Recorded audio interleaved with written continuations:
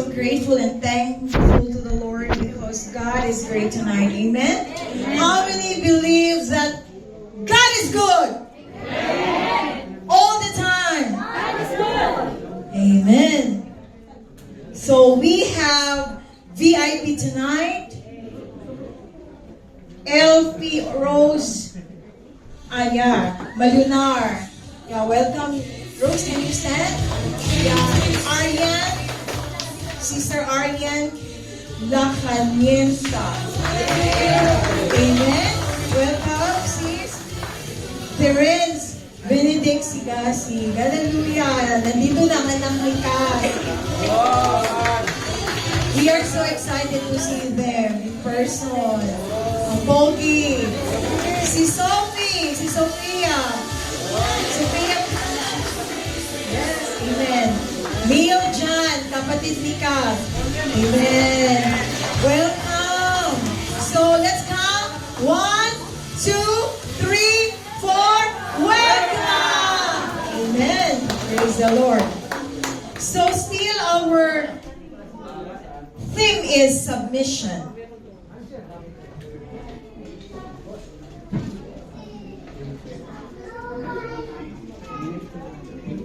Amen. So can I request po na fasten your seatbelt. Just think of it na sumakay na kayo sa aircraft and then nagsasabi na yung piloto, fasten your seatbelt. So let me start this with a question. How many of you experienced betrayal? What is betrayal in Tagalog? Traidor. Pinagkanulo. Yeah. So how many of you experienced betrayal? The one you had trusted betrayed you. Did you experience that? Dito mayroon ako naririnig. Mayroon nag-i-amen. So when your friend betrayed you, of course, pag na-betray ka, you are hurt. You will have anger. And this anger will develop into bitterness or resentment. And this resentment can make you shout to your friends kasi sasabog ka na. So, are you angry? Do you want to take revenge if you are betrayed? Yes, amen. Boy na boy. Before. Yeah, before. So, are you willing to take revenge or you just let God revenge or avenge for you? Amen. Amen. So our text is in 1 Samuel 19:1 up to 9. Okay, so let's read our text. Everybody please stand in giving respect to the word of God.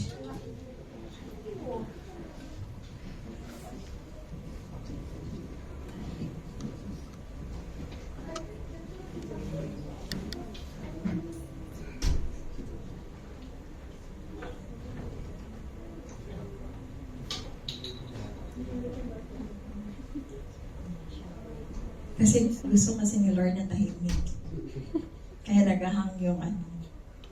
Amen.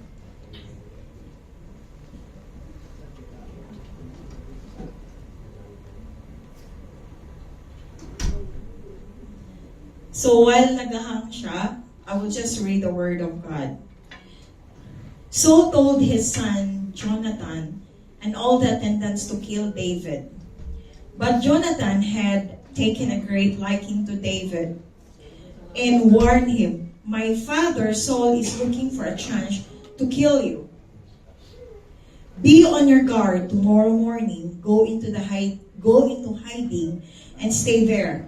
I will go out and stand with my father in the field where you are. I'll speak to him about you and I will tell you what I find out." So Jonathan spoke well of David to Saul, his father, and said to him, "Let not the king do wrong to his servant David. He has not wronged you, and what he has done has benefited you greatly. He took his life in his hands when he killed the Palestinian. The Lord won a great victory for all Israel, and you saw it and were glad. Why then would you do wrong to an innocent man like David by killing him for no reason? Saul listened to Jonathan and took his oath. Surely as the Lord lives, David, I will not put to death. So Jonathan called David and told him the whole conversation. He brought him to Saul, and David was with Saul as before. So once more war broke out, and David went out and fought the Palestinians. He struck them with such force that they fled before him. But an evil spirit from the Lord came on Saul as he was sitting in his house with his spear in his hands. While David was playing the lyre, Saul tried to pin him to the wall with his spear. But David eluded him as Saul drove the spear into the wall. That night, David made good his escape. Let us pray. I believe, Lord, that you are a God of plan, purpose, and objectivity, God. And tonight, Lord, we will never go out of this place without encountering your presence. We will never go out in this place until we are touched with your presence. We will never go out in this place, Lord, without your anointing, without your power, without your strength, Lord. And we will never go out in this place, Lord, if we will never be healed with our pain on our past. Tonight, I believe, God, that you have a purpose why these people around has a chance to listen your word, because there is a reason for everything, Lord. We pray, God, that the Holy Spirit will continue to move in an amazing way. Touch each one of us, God. Open our spiritual eyes. Open our spiritual ears, Lord, that we will understand your word. We will listen, we will apply, and we will live it accordingly, Lord, to your glory and purpose in Jesus' name. And everybody will sing.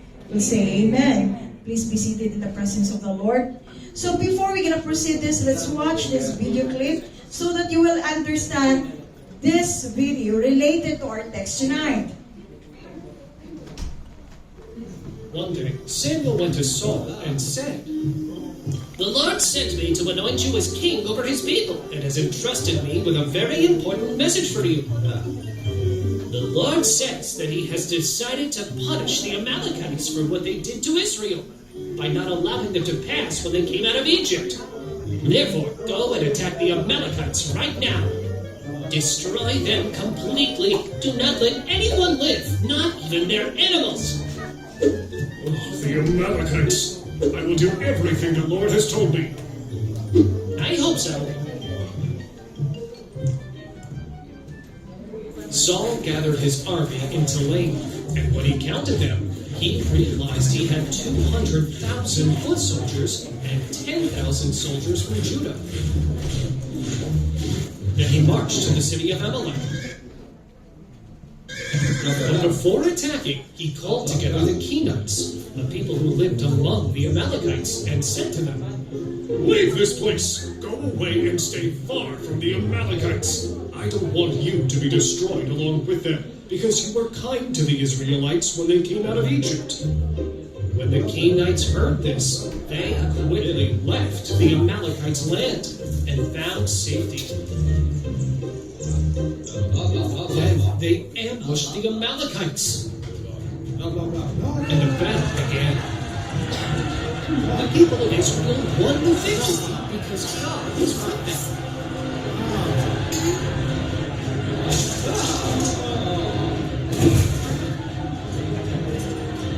The king of Amalek, named Agag, was captured, but all the inhabitants were destroyed by the sword. However, However, Saul and his soldiers came up with a terrible idea.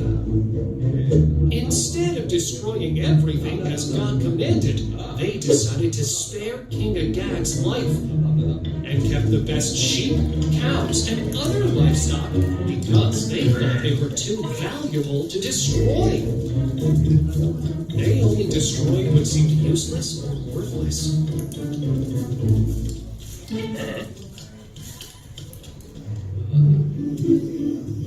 And God spoke to Samuel. I regret making Saul king, for he has turned away from me and has not followed my commands.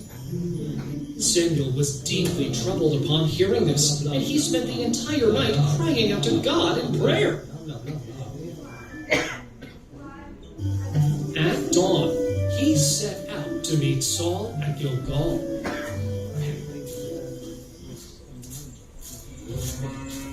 When Samuel arrived, Saul said to him, I'm so glad you've come. Blessed be the Lord. I have followed the Lord's instructions. Samuel looked at him seriously and asked, "What have you done, Saul?" What do you mean? I have done everything just as the Lord commanded. "Oh, really? Then why do I hear sheep bleating, and why do I hear cows mooing?" Let me explain. The troops brought them from the Amalekites, Saul replied. They spared the best sheep and cattle to offer them to the Lord your God. The Lord deserves the best, doesn't he? That's why we brought them here. But everything else we destroyed just as the Lord... "Enough, Saul," Samuel interrupted. "I will tell you what the Lord told me last night." I'm listening, Saul replied. "There was a time when you thought little of yourself, and now you have become the leader of the tribes of Israel. Wasn't it the Lord who made you king over his people? Wasn't it he who sent you on a mission, saying, 'Go and destroy those sinners, the Amalekites, attack them until they are completely wiped out'? Then why didn't you obey the Lord? Why did you take the plunder and do evil in his sight?" But I did obey the Lord, Saul insisted. I carried out the mission he gave me. I captured the king of Amalek, but I destroyed the Amalekites. And from the plunder, it was the soldiers who took the sheep and cattle to offer them to the Lord. Samuel replied, "What pleases the Lord more, burnt offerings and sacrifices, or obeying what he commands? To obey is better than a sacrifice. Rebellion is as sinful as witchcraft, and arrogance is as evil as idolatry. Because you have rejected the word of the Lord, he has rejected you as king." Yes, I have sinned, Saul admitted. I have disobeyed the Lord's command. The soldiers pressured me, and I listened to them. But I beg you to forgive me and come back with me to worship the Lord. Please, do not leave me like this before the people. If you go, everyone will know that God has rejected me. Come on, Samuel, come with me and worship, so that the elders and leaders do not see my shame. "I will not return with you, Saul," Samuel replied. "You have rejected the word of the Lord, and he has rejected you as king of Israel." As Samuel turned to leave, Saul grabbed the edge of his robe and tore it. Then Samuel said, "Just as my robe has been torn, so too has God taken the kingdom of Israel from your hands and given it to someone more worthy than you." I know I have sinned, Saul responded, but I beg you to come with me to worship the Lord. Please stand by my side as I stand before the elders and leaders. Samuel agreed to accompany Saul before the leaders of Israel. Later, Samuel said, "Bring me Agag, the king of Amalek." When they brought him, Agag approached confidently, saying, Surely the bitterness of death has passed. But Samuel said, "Just as your sword has left so many mothers childless, so too shall your mother be left without a son." What do you mean? And immediately Samuel took a sword and ended the life of King Agag. Oh no. After that, Samuel returned to his home in Ramah, while Saul went back to his home in Gibeah. Samuel never saw Saul again, but he mourned him, because the Lord was sad for having made Saul king of Israel.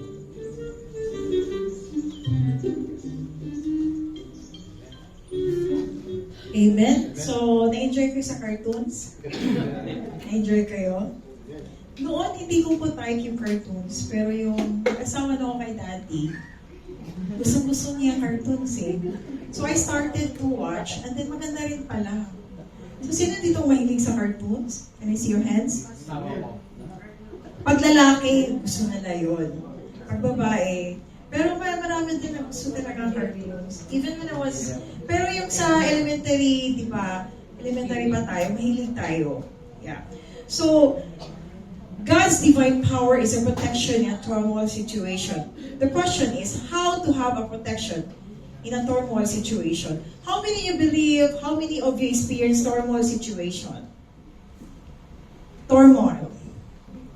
Merong isang CG member si Daddy, nakinig sa preaching ko, and then here comes, I mentioned about turmoil.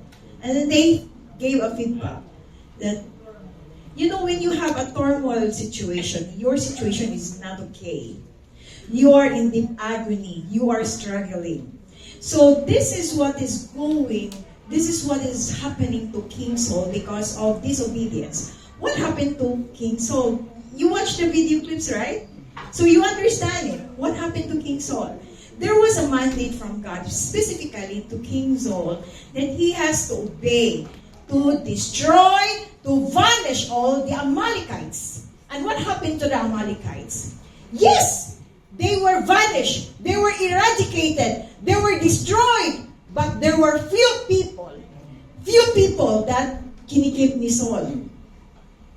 And then God also said, eradicate all the people and eradicate all the animals. Ang ginawa ni King Saul, may tinago siyang mga hayop dahil ang rason niya, yung tinanong siya ni Prophet Samuel, gusto daw niya i-keep yung mga hayop na yon, hayop daw.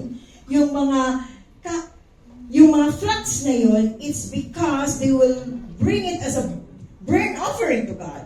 So the intention of Saul was okay, but he did not heed the mandate of God. He obeyed partially, but he did not obey in full. So partial obedience is considered as disobedience. Can you say amen? Partial obedience is disobedience. Because sometimes when we serve God, we will say to God, yes, we did it, God. But there are some parts that we are keeping it. And that is partial obedience. So you are protected first if you lay aside weights. If you could see the picture here, this lady is bringing a huge box which is very heavy. Sino ba dito pumunta dito na mabigat ang dinadala? Pasan mo ang daigdig, sabi ni Sharon Cuneta. In 1 Samuel 19:1, Saul told his son Jonathan and all the attendants to kill David. But Jonathan had taken a great liking to David and warned him, my father Saul is looking for a chance to kill you. Be on your guard. Tomorrow morning, go into a hiding and stay there. Now, we observe here that Saul is trying to kill David. What is the reason behind why Saul is very furious to David? What was wrong with Saul? And ano bang ginawa ni David? Nagalit siya ano bang ginawa ni David? Nagalit si Saul sa kanya. When Saul did not obey God in full, he only obeyed in partial obedience.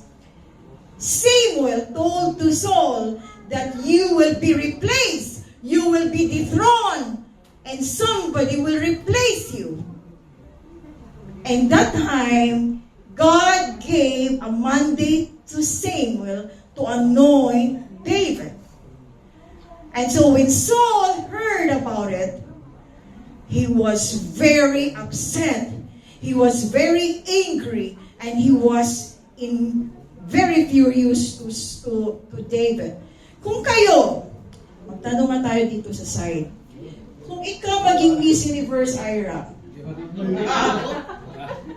Miss Indonesia ka, si Gina, Miss Malaysia, dito sa left side, si Mona Lisa, Miss Romania, tapos si Ate Burge, Vietnam, yes. You are being mandated to be the Miss. Sino Miss International? Si Margie. Okay. And then biglang, binigyan na kayo ng corona. Yan, napaka-expensive ng corona, di ba? Sino dito may idea how much is the crown of Miss Universe?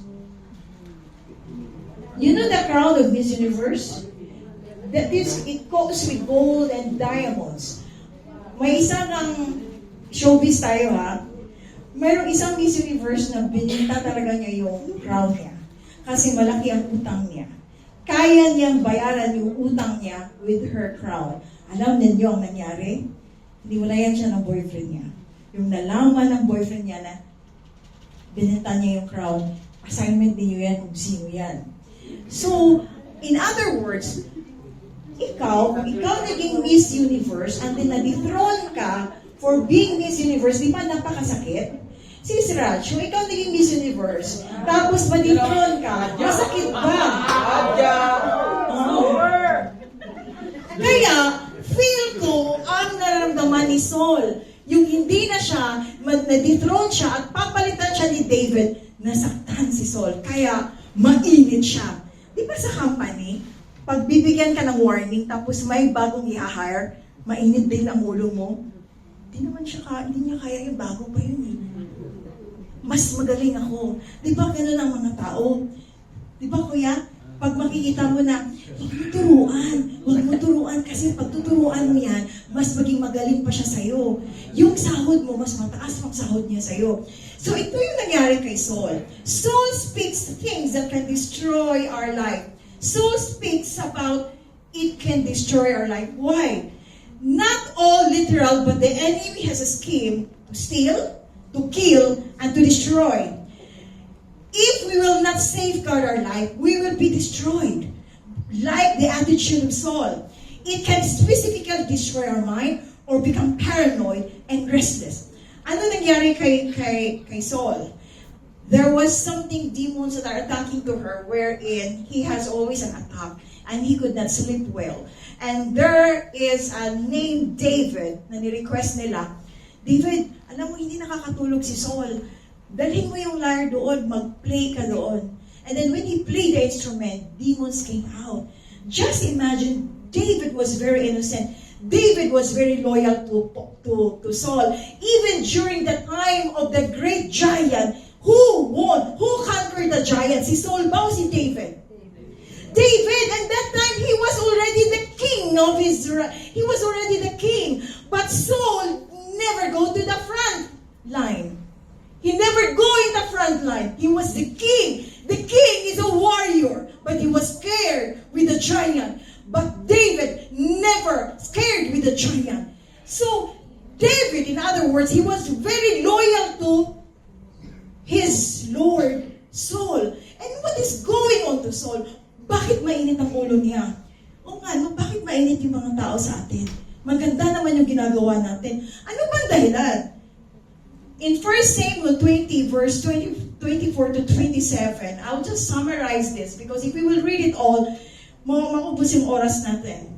Then Saul said to his son Jonathan, why hasn't the son Jesse come to the meal either yesterday or today? So in this text, David recognized that Saul had a bad intention to David. Binabantayan niya, mag-invite kayo, kakain tayo. Tingnan natin kung atin si David. Si David hindi nag-attend.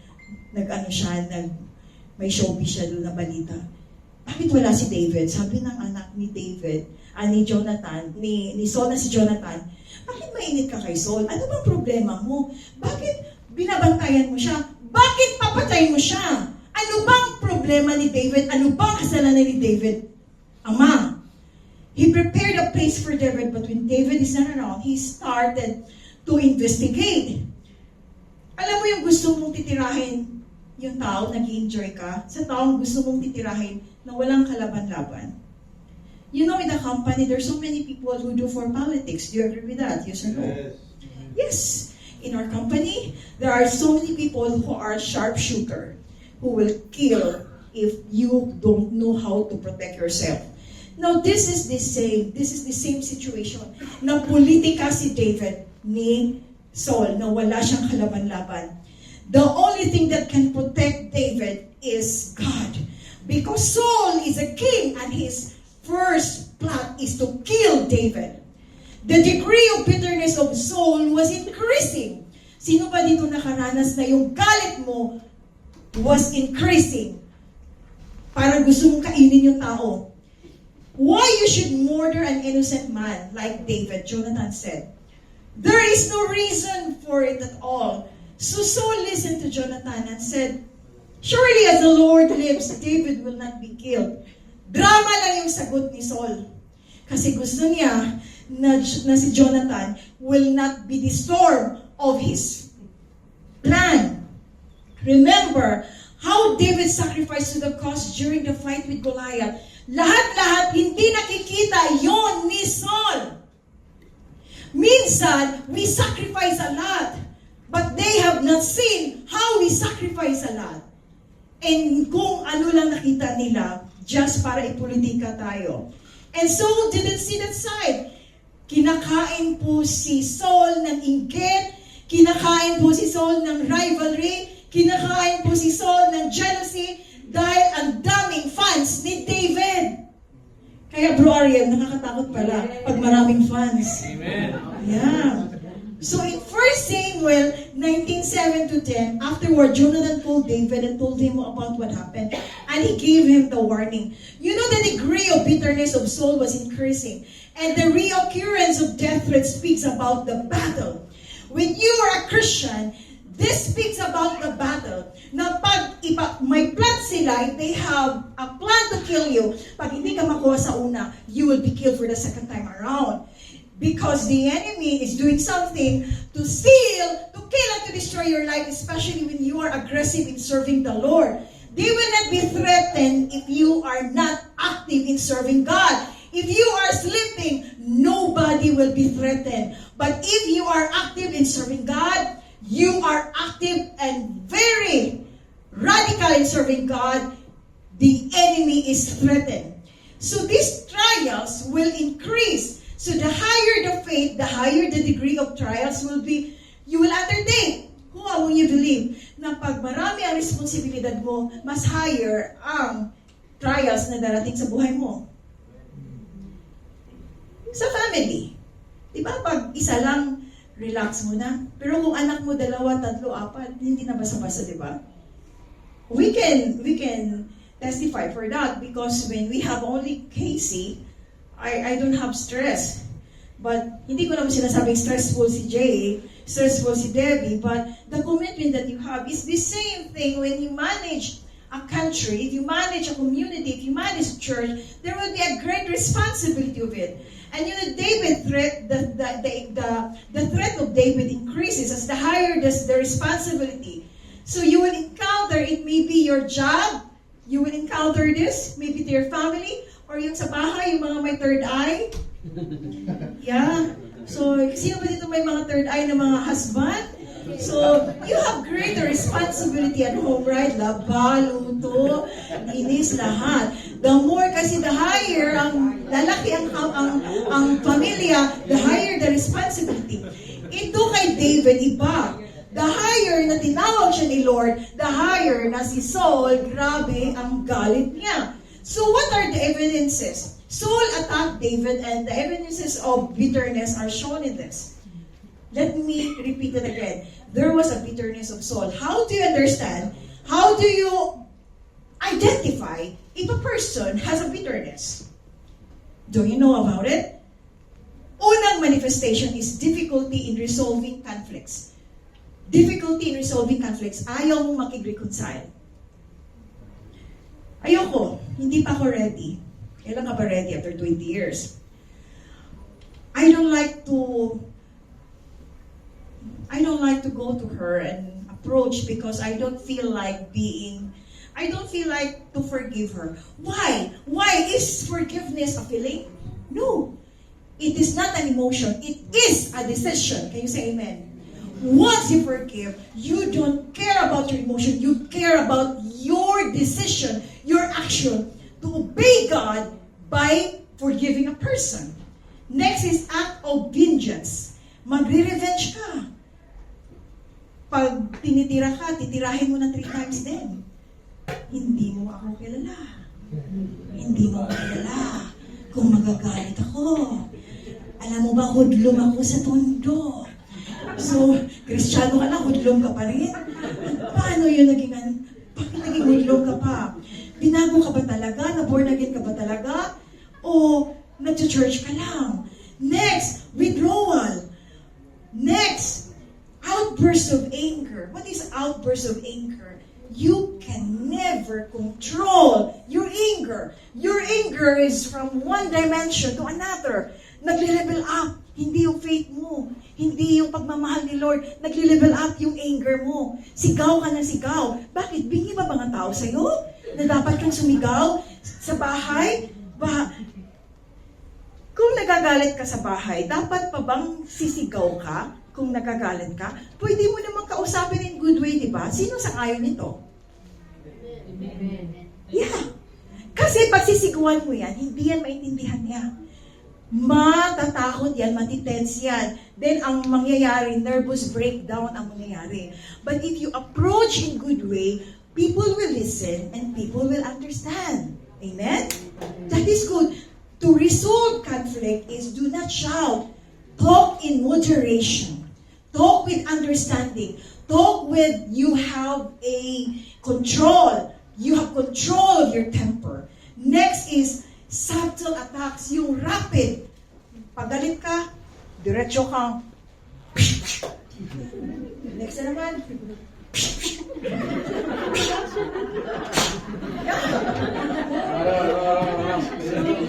Pag nagagalit ka, wala na pala makukuha. So, dito. Makapag-book dito. So, ayan. Bakit ganon? Bakit may dramatization sa bahay? Madrama ba tayo? Mapelikula ba tayo? Pang-FAMAS Award ba tayo? Mahilig kasi kami sa FAMAS Award. Kaya daming award, puro pasa. So, condescending communication, and then criticism. Hindi ko siya type. Feel mo ba siya? No comment, Joe. No comment. Next is suspicion and distrust. If you are bitter, you don't trust that person anymore. Dito kami nag-argue ni Dad.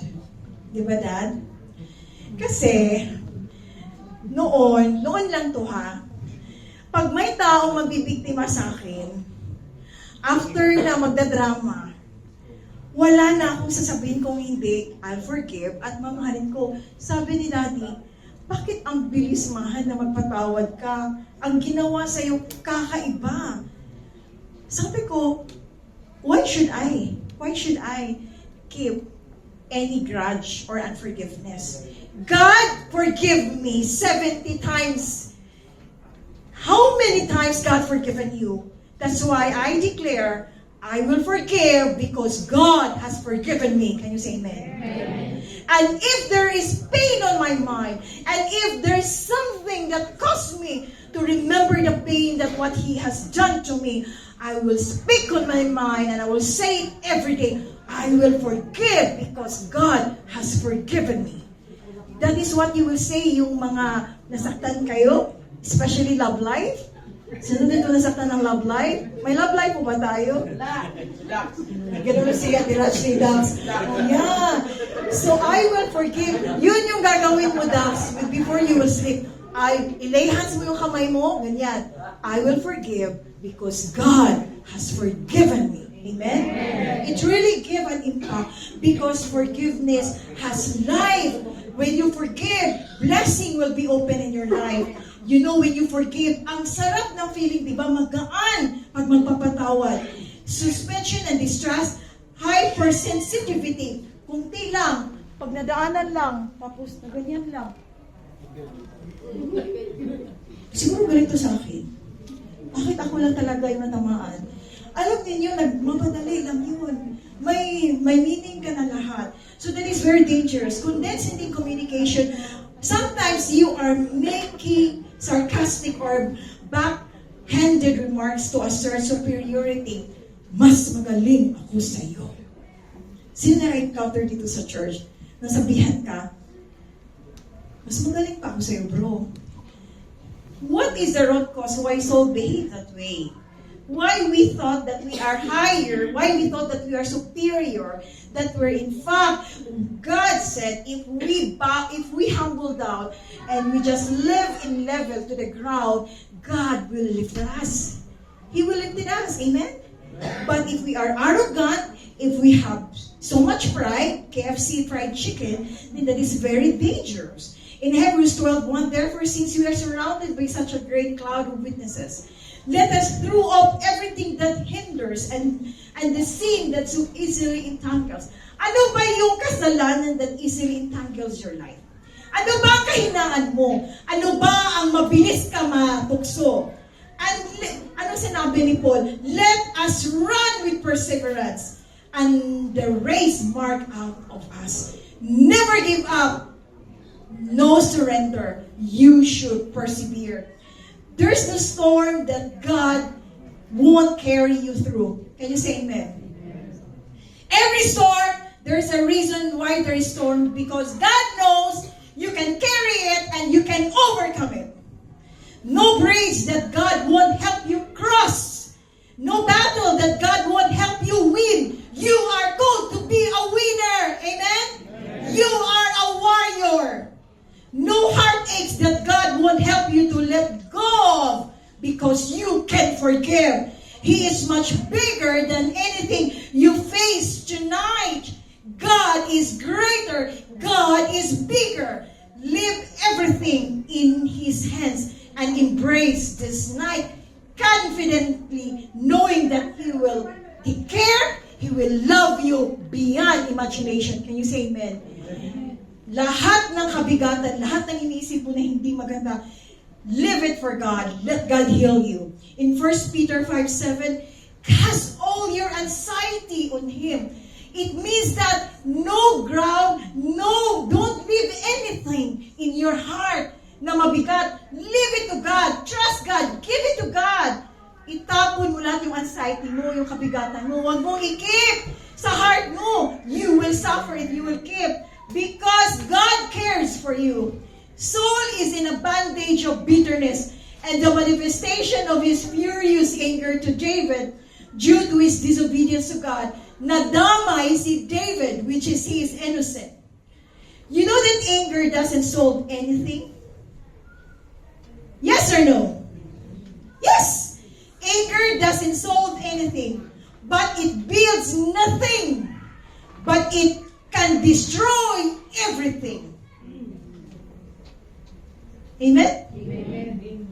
Anger can destroy everything. Even your relationship, in your family, in your marriage, anger can destroy it.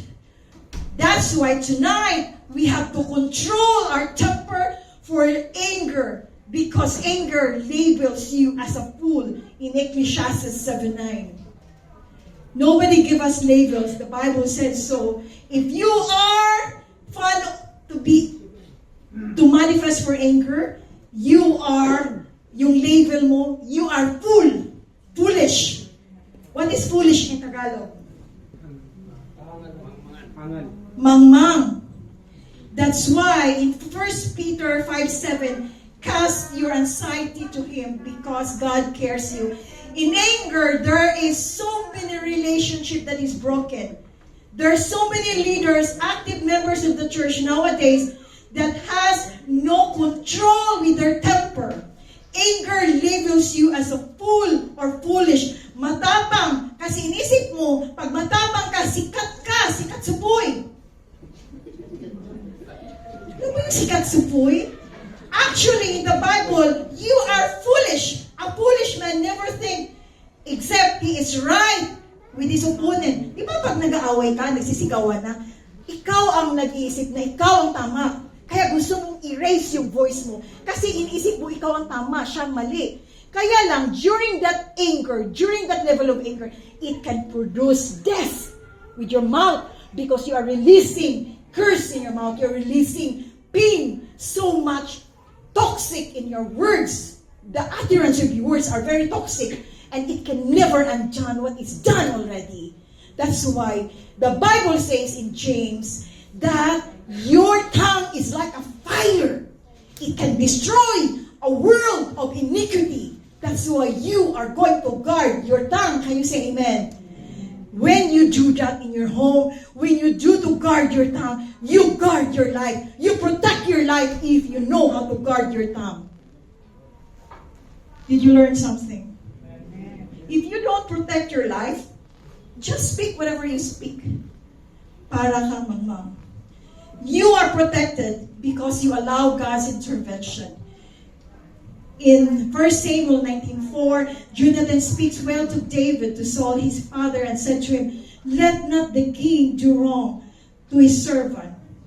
David, he has not wronged you, and what he has done has benefited you greatly. He looked his life in his hands when he killed the Palestine.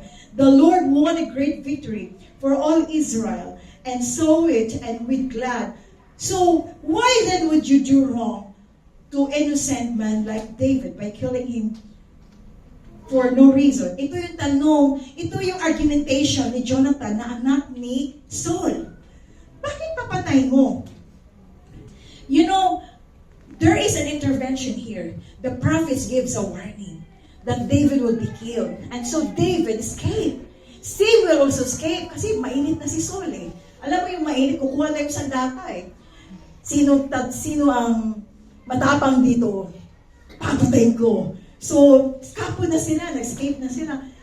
So, in 1 Samuel 23:13-14, David and his men, about 600 in number, left Keilah and keep moving from place to place. Naging NPA si David. Alam mo yung NPA? No permanent address. Kasi kahit saan si David, nagpapadala si Saul ng tao para papatayin si David. So here, God did not give David into his hands to Saul.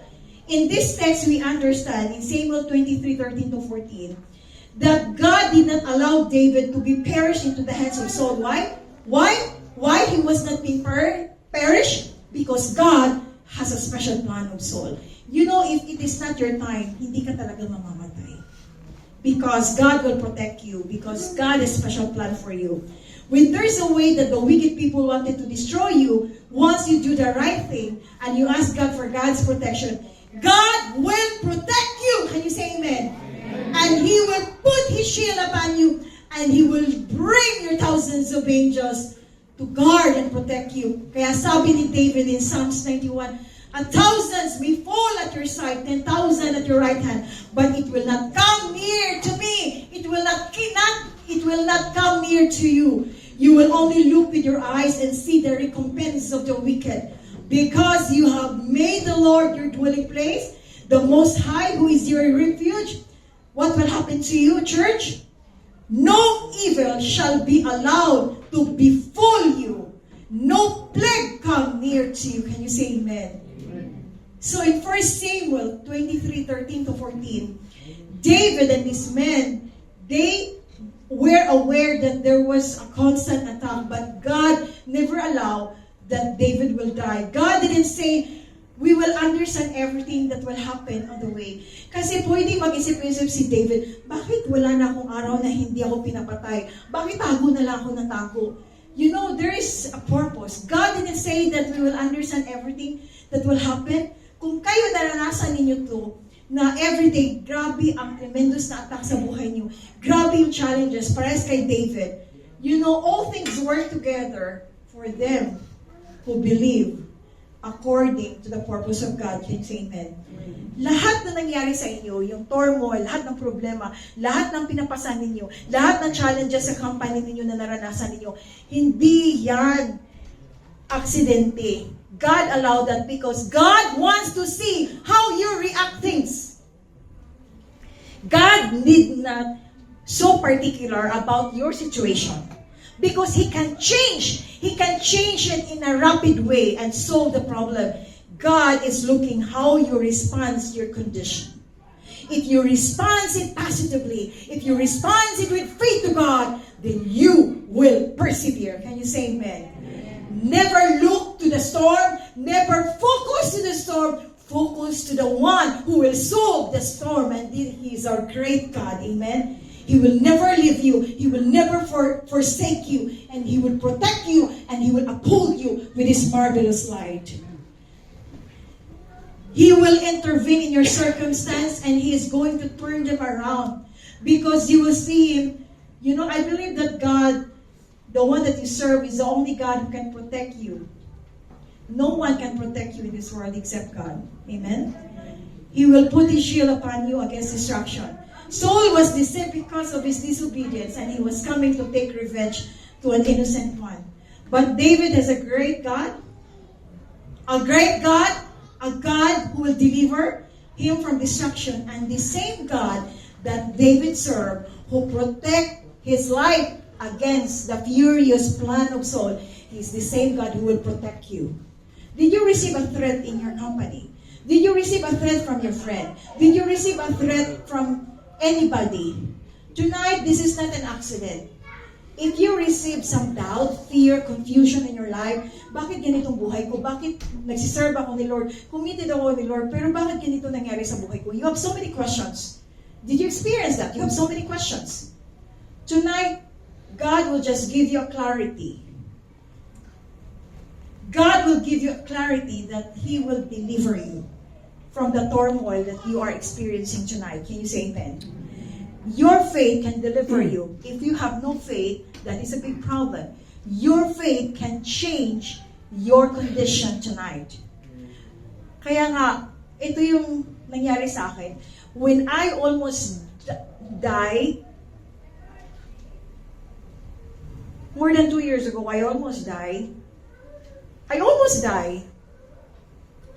When I was pregnant with Debbie, and look at Debbie, she will be 2 years old, and we will celebrate her birthday tomorrow. My husband said to me, you know, Mahal, I respect the way how you deliver the Word of God. But I should believe on you if you have faith, even a small seed of faith to God.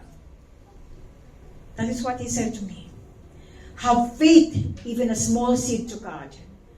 Because that faith can save you.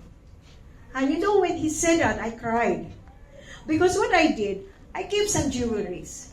And yung mga jewelries, sinulatan ko sana na ito yung 18K, ito walang K, ito fashion lang.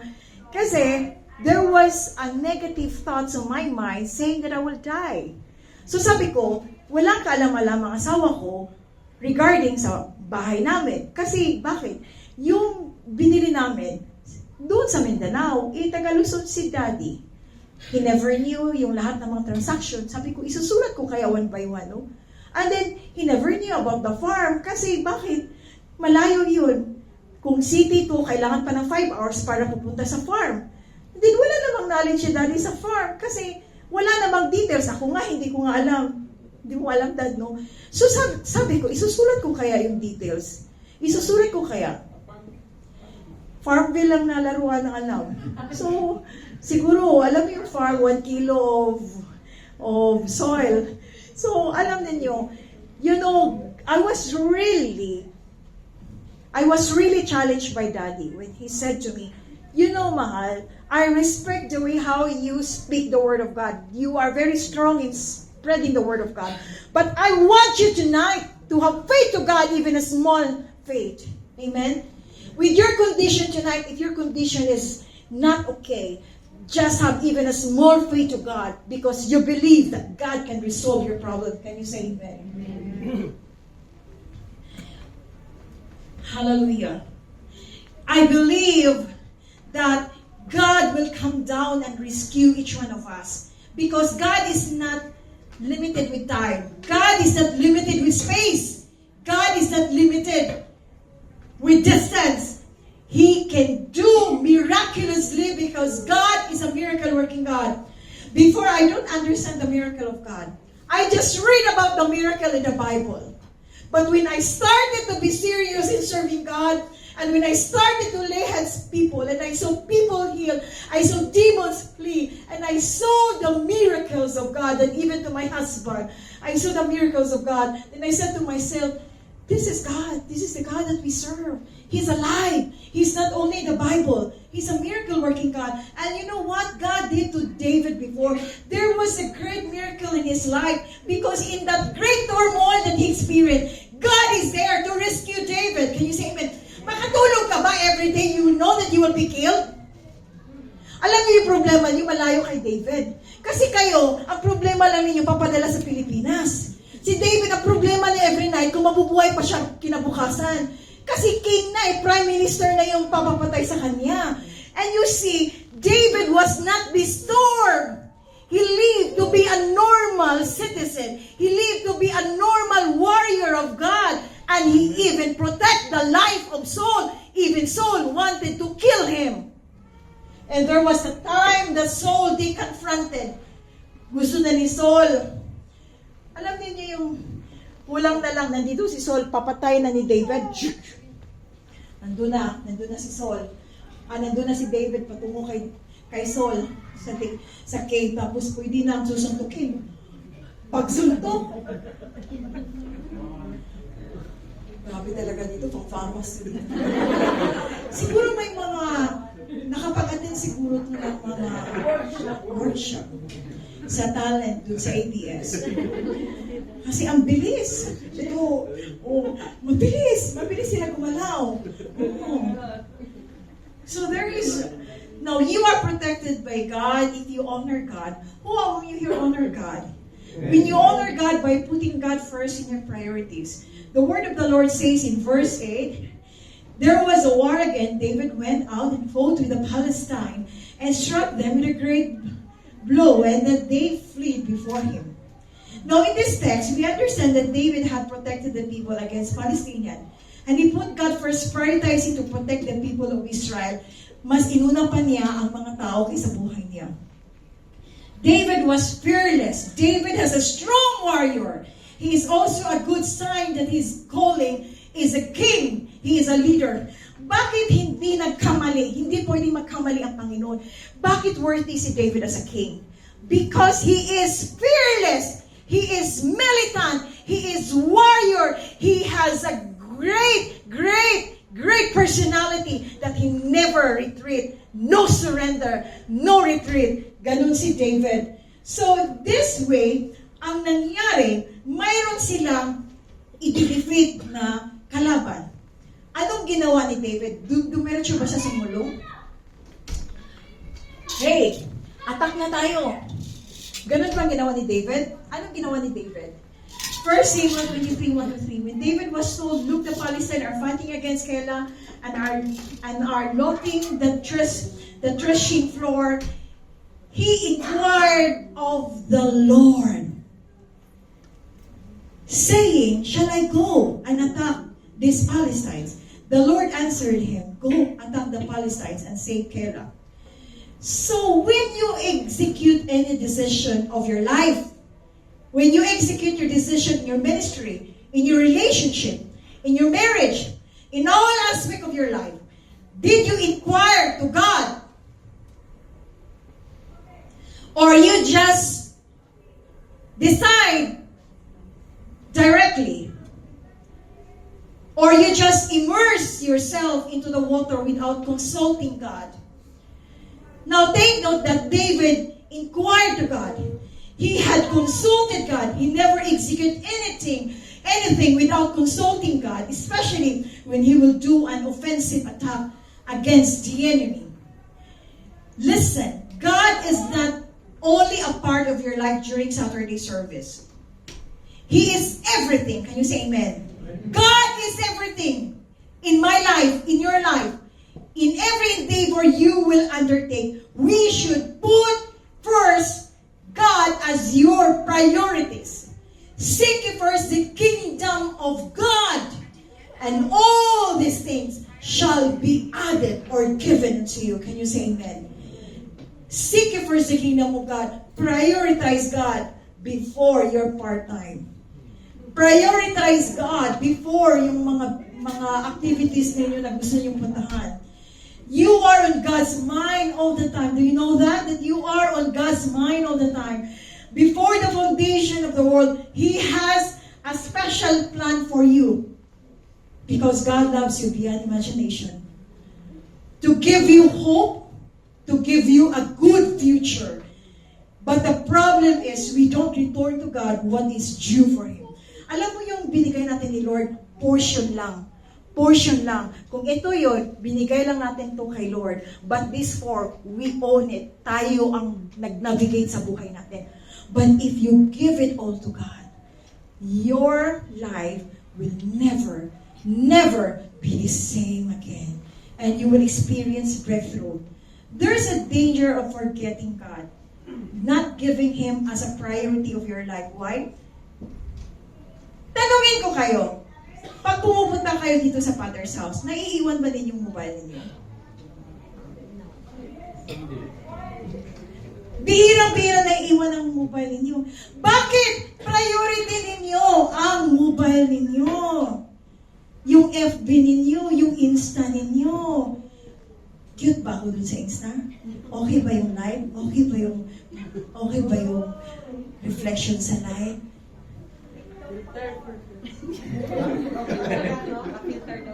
Naka-filter ba? Camera 1,000 ba? Kasi may camera 350, 360. Camera 1,000 ba? Hindi. Have you ever forget wearing your jewelries? 18K, 23K, 24K, 0K, lahat, kahit walang K. We love to bring. Have you forget to read the news feed of your Facebook?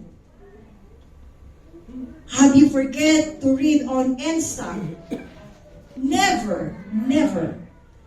You know in Jeremiah 2:32, does a young woman forget her jewelry? A bride her wedding ornaments. Yet my people have forgotten me days without number. Guys, this is a common nature of man to forget God, especially when all is well. When all is well, we forget God. But when things went wrong, we remember God. What is in Deuteronomy 8:19 up to 20 says about if we forget God? If you ever forget the Lord your God and follow other gods and worship and bow down to them, I testify against you today that you will surely be destroyed. Like the nation the Lord destroyed before you. So you will be destroyed for not obeying the Lord your God. You will be destroyed because you lost your first love, which is God. You lost your fire. You lost your commitment. As yung una mo, before yung una mo, you are excited to serve God. You are on fire. You're enthusiastic. At the middle, we are already discouraged. So if we mess up, don't be discouraged, church. And let it hold you back. Confess it and keep going. Can you say amen? Amen. Keep going. Ang ganun mo yung katabi mo. Say, keep going. Amen? God will give you the grace to do what you need to do. One day at a time, you and God together can do anything. Amen? In everything you do, put God first. Because when you put God first, He will direct you. He will crown your efforts with success. When you put God first, unang gagawin ni Lord, you will receive, He will direct you, you will give the direction, you will receive the direction from God. After you receive the direction from God, you will be crowned of your efforts, of your success. That is why you become so successful if you put God first. When we put God first, all other things fall into their proper place. Amen? So another thing is last, David honored to submit the leader. In verse 18, now David fled and escaped, and he came to Samuel and Ramah and told him all that Saul had done to him. And he said, and he and Samuel went and lived in Naoth. Now, sinabi dito sa verse 10, behold, this day, this is the last verse, we will be finishing. Behold, this day, your eyes have seen how the Lord gave you today into my hands in the cave. And some told me to kill you. Sabi ni Paul, somebody told me to kill you, but I spared you. I will not put out my hand against my Lord, for he is the Lord's anointed. Anong sinabi ni David? I will not put out my hand against my Lord. I will not put my hand against Saul, for he is the Lord's anointed. Kaya sinabi ng Bible, touch not the anointed one. Even to the extent that Saul wanted to kill David. David said, I will not put out my hand against my Lord, for he is the Lord's anointed. In other words, David submitted to the leadership of Saul. He is very submissive. David honored and submitted to the leader. David escaped the moment Saul will follow him, try to kill him. But at the end, he never killed David. And this is the very touching part here in verse 12 to 13. Out of the wicked comes wickedness. Sino yung nangyari ng ganito? Si Saul. But in verse 15, he stated one who avenged is that God, that's why God will take the revenge for us. Because it says here, may the Lord therefore be judge and give sentence between me and you, and see to it and plead my cause and deliver me from your hand. At sinabi pa dito sa 16, Saul lifted up his voice and wept. Umiyak si Saul. Bakit umiyak si Saul? He said to David, you are more righteous than I, for you have repaid me good, whereas I have repaid you evil.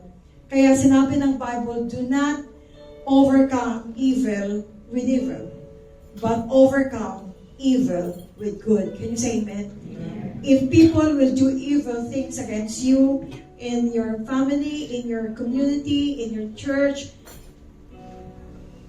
you have to repay back with goodness. Pag hindi ka nila kinakausap, hindi mo rin kinakausap. Tonight, yung mga taong hindi ka kinakausap, kakausapin mo. Amen? What was the result of Saul's wickedness? Anong nangyari kay Saul? Saul died for his sin against the Lord. In 1 Chronicles 10:13. So Saul died for his sin against the Lord because he did not keep the word of the Lord. He had asked woman who spoke with spirits that what he should do. He did not ask the Lord. So the Lord killed him and gave nation to David, the son of Jesse. That's why if we live in wickedness, we all die. But if we live in obedience to God, we shall live and live in prosperity. We should live in righteousness. We will not look to the way, to the negative situation. If David overcome the giant, we should overcome this giant we saw. There is a saying, no pain, no gain. And if it prepares our destiny, every difficulty is going up. It can develop at tough times, but letting go to the past, letting go to the pain. But let's not only that remember that the lesson of what we have learned from the experience, don't keep repeating the same mistakes that we did again and again. Amen? We should not repeat mistakes again and again, but we should repent it to the Lord. God did not bring you this far to leave you. God will never leave you. God will never forsake you. God never sends you into a situation alone. You are not alone. God goes before you. He stands beside you. And God walks behind you. And whatever situation you're experiencing tonight, you have right now, you have the right now, you have confidence. God is with you because you are protected as you lay aside weights. You allow God's intervention and you honor God tonight. Can we all stand in the presence of the Lord? Hallelujah. Can we give a clap offering for God? Hallelujah.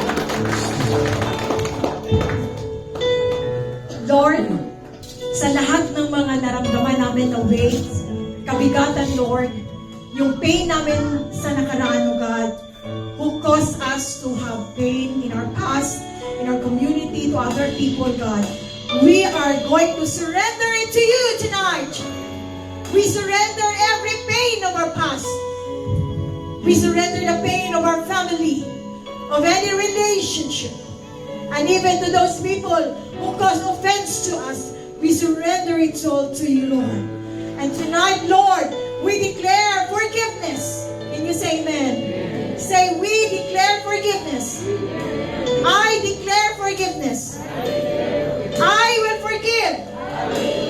Because God has forgiven me. And maybe some of you here did not encounter God. And you have a doubt where you're going to go, whether you will go to heaven or hell. Maybe you have confusion in your life.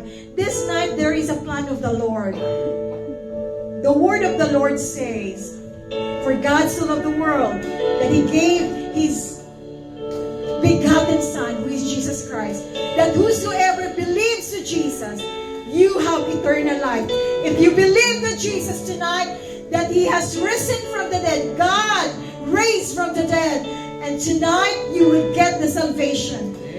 When you confess Jesus as Lord and Savior, your name will be written in the book of life, and you will go to heaven, and that is your eternity.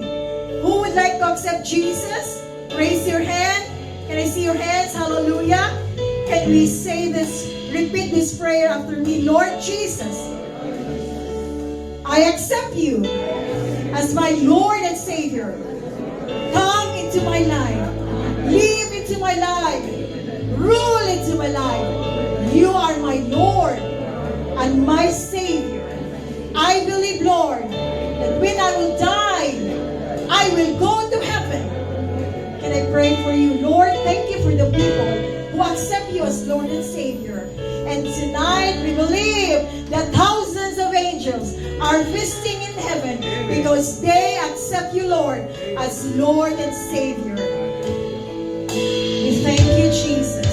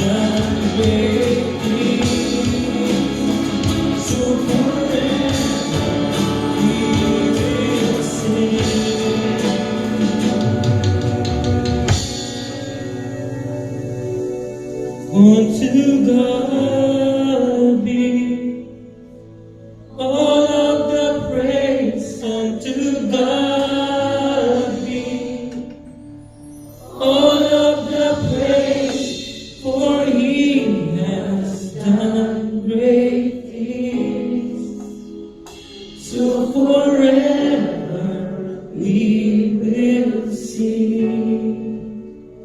To you alone, Lord. Unto you, Jesus. We submit to you, Jesus. Unto you, Lord. We worship you. All the honor, all the praises, and thanksgiving to the only one, Son, living God, Jesus Christ alone. We love you, Jesus. Lord, we love you, Jesus. Come on, shout it out. We love you, Jesus. We love you, Jesus. We love you, Jesus. We love you, Jesus. Amen. Amen. Visited the presence of the Lord.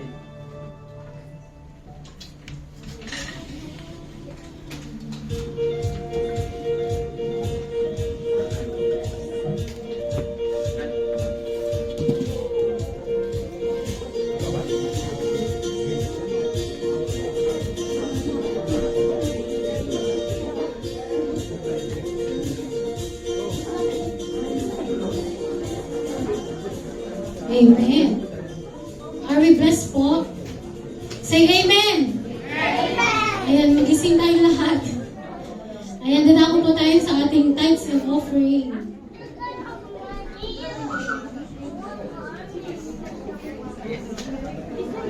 Ayan, ang ating tithes and offering tonight is give without doubt. Amen. Ayan. Basahin po natin sa Mark 12:15 to 17. Shall we pay or shall we not pay? But he, knowing their hypocrisy, said to them, why do you test me?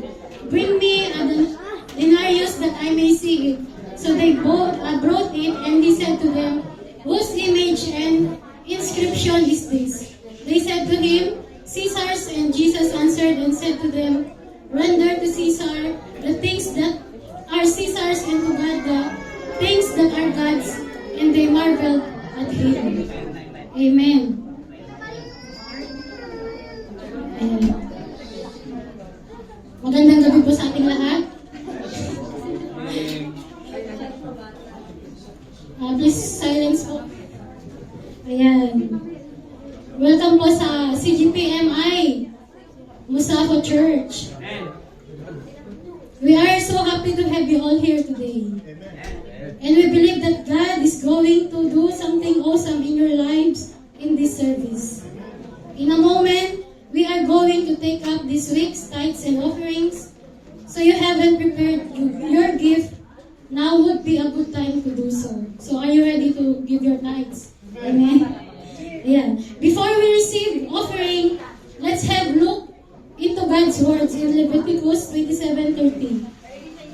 Ang sabi niya dito, in all the tithe of the land, whether of the seed of the land or at the fruit of the tree, is the Lord, it is holy to the Lord. Ano po ba ang sinasabi dito ni Lord? God is saying that the tithe actually belongs to Him. And He is the rightful owner of the gift.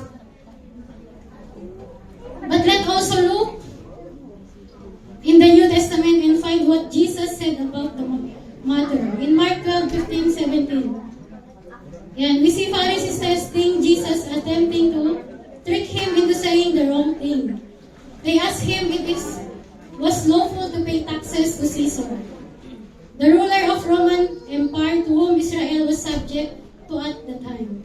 And shall we pay or shall we not pay?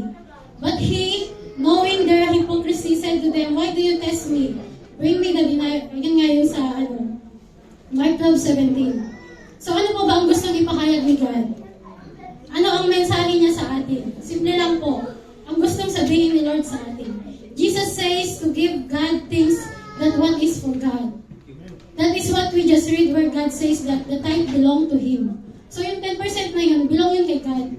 So, huwag tayong mangamba na ibigay yun kay Lord. Kasi sa Kanya talaga yun. And then, do you agree that we have belongs to the Lord? Amen. And if you agree, then must it be easy to give back what we have to God without a question, or doubt. Amen? So today, let's give with grace in our hearts to the Lord and know that we are being obedient to His word. Amen? Let's give. Give, and it will come back to you. And if you give to the Lord. Ang tayo dyan. Yeah, let's give po.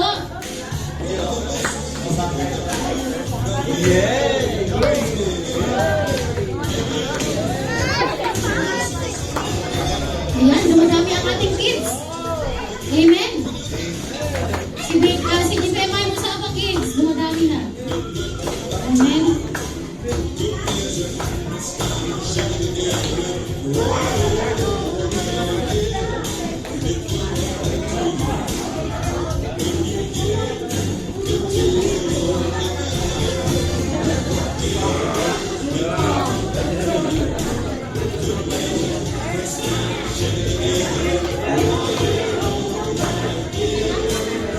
Ayan, buti na. Ano po?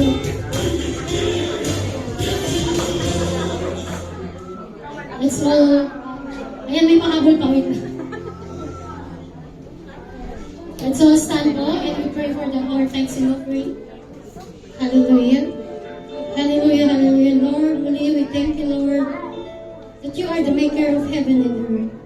Accept the tithes and offering we present to you tonight, Lord, and may this bring pleasure in your presence. May our sincere desire to be faithful stewards bring to your heart.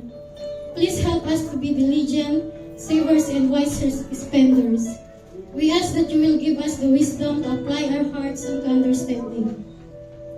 Lord, especially in this area of our finances, enable us to apply biblical principles of stewardship so we can continue blessing others, supporting your ministries. Our faithful God, bless this time in giving. And Lord, we pray also for all the member of this church, Lord, for all the congregation, Lord, na patuloy pong naghahanap ng kanilang trabaho, Lord God. Lord, bless them, give them the company, Lord God, with right compensation, Lord God, right company, Lord God, and give them the off Saturday and Sunday off, Lord God, that they will attend this service, Lord God. We pray and we give you back all the glory, Lord God. In Jesus' name, amen.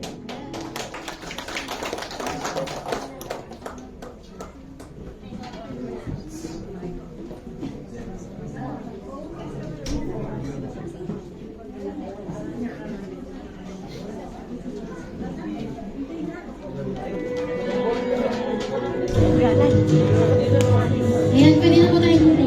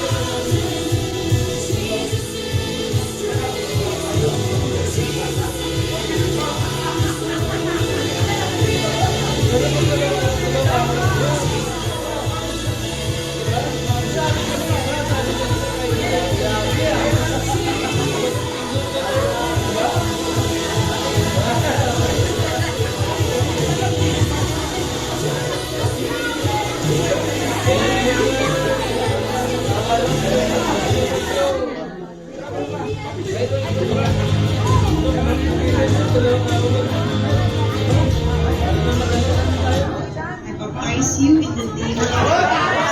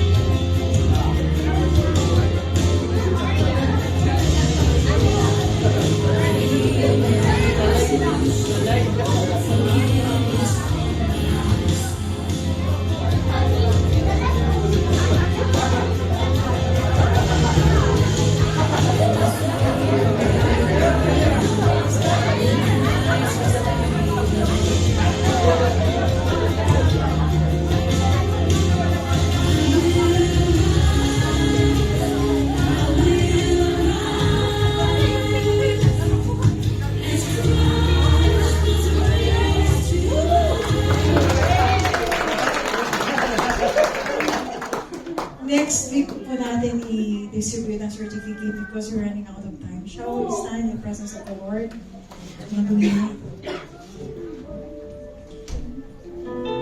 We thrive, Lord, this service tonight, Lord, with victory, Lord, because we believe, Lord, that you are here with us, God. Holy Spirit, continue to move in amazing way to each one of us, Lord. And as we continue to serve you faithfully, God, we pray, Lord, that each one of us, Lord, will soar high. And you will use each one of us, Lord, mightily, Lord, for the advancement of your kingdom.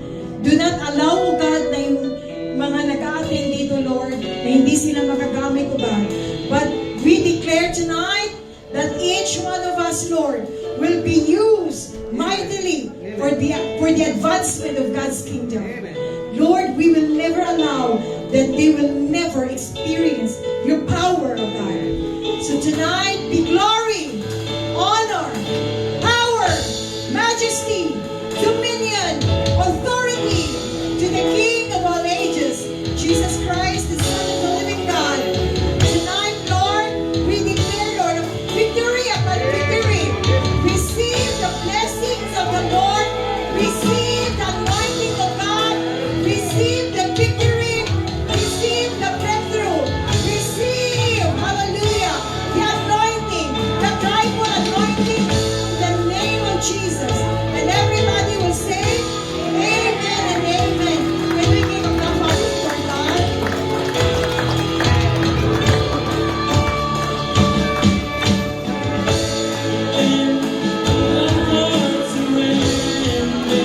And so my soul loving you alone. Though the seas are raging, you will speak and change them, and you won't find my rest. You are in control. I lift my hands to heaven, give my heart surrender.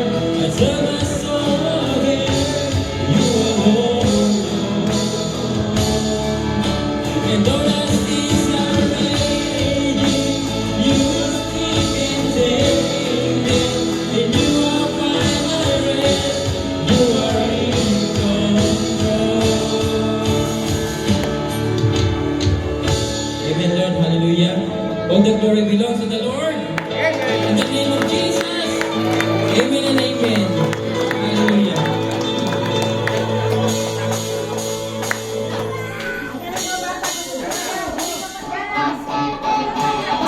Okay na po. Victory song.